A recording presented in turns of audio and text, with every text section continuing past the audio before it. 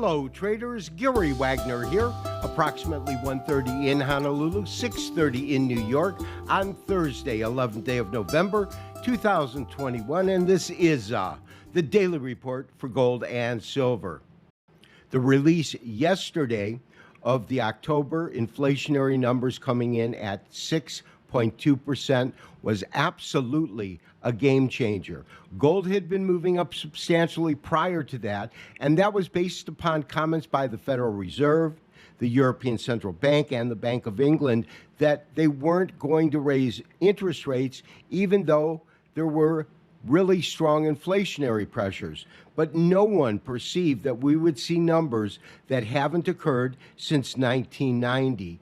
That was one of the primary reasons we saw a continuation of the bullish rally in gold as well as silver, and concurrently dollar strength, because both asset classes are acting as a safe haven. Yesterday's startling news of inflation at 6.2% has caused me to do two things.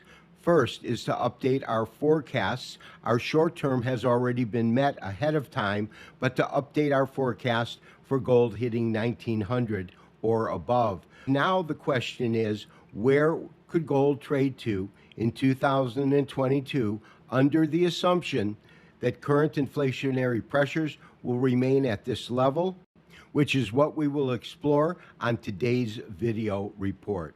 Gold did have strong gains today, trading to a high of $1,868.70 and is currently fixed at $1,864.30, a net gain of $16 or 0.87%. And this occurred concurrently with continued dollar strength now for the second day in a row. GLD, the Spider Gold Trust and gold shares, also had a nice increase of about 0.6% or 97 cents per share, with each share now fixed at $174.12. All the precious metals did close higher today, but silver had the largest percentage gain, a gain of 2.35%, closing at $25.35. This first chart that we are looking at is a daily candlestick chart of gold. It is an updated chart from our forecast chart that we have been using recently.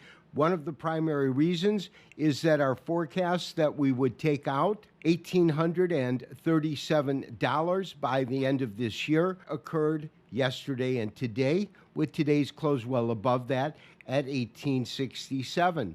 The second part of our forecast was that we would challenge $1,900 per ounce by the first quarter of next year. However, with the recent report of inflation at 6.2%, I've accelerated that timeline, and our forecast is currently under the assumption that we will challenge $1,900 per ounce by the end of the year.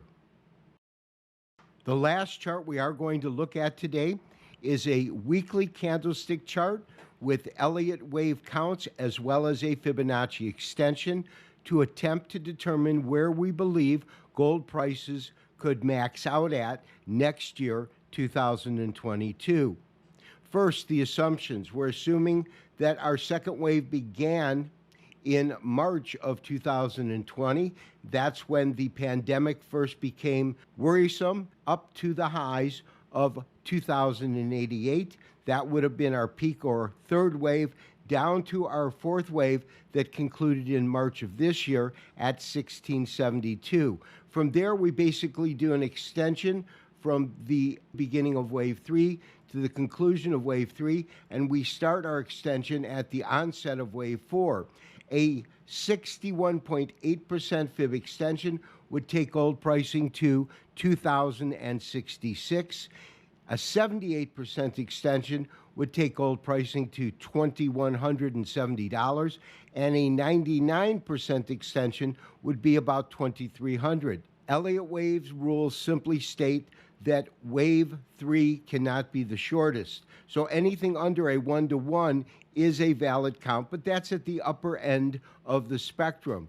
We will look at these studies in much more detail tomorrow. This has been Gary Wagner wishing you, as always, good trading. We will talk to you on Friday for the weekly wrap-up and review.